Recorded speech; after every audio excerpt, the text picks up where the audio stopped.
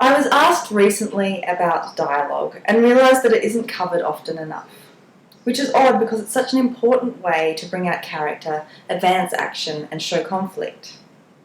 Listening to people talk on public transport, especially on their mobile phones, around a dinner table and at work is a great way to learn dialogue. Reading for dialogue is also essential. A lot of contemporary short story writers are masters of dialogue. Try Margot Lanigan's story, Seeing My Sister Down, in her book Black Juice, or Raymond Carver's story Neighbours in his book Where I'm Calling From, or Janet Frame's story Keel and Cool in The Lagoon. Or look at the way your favourite author uses dialogue and mimic their style to work out how they do it. They'll never know.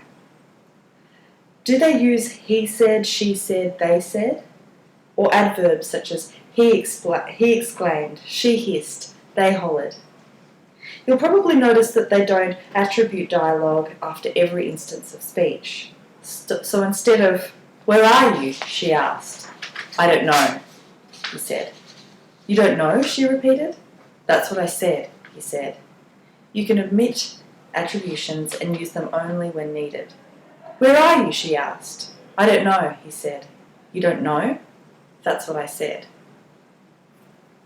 I once wrote a story about a dinner party that was dialogue-based, but I had cluttered it with action, observations of the salad bowl, the characters' movements around the room, etc.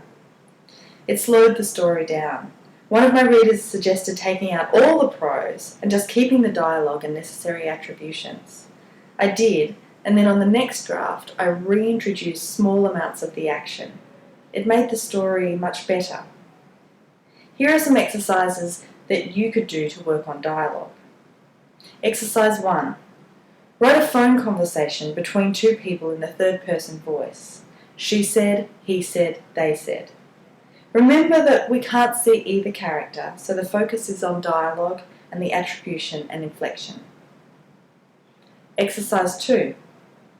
Take a paragraph of existing prose that you have written, or you could practice on someone else, a favourite piece of prose that someone else has written, and turn some of the action into dialogue.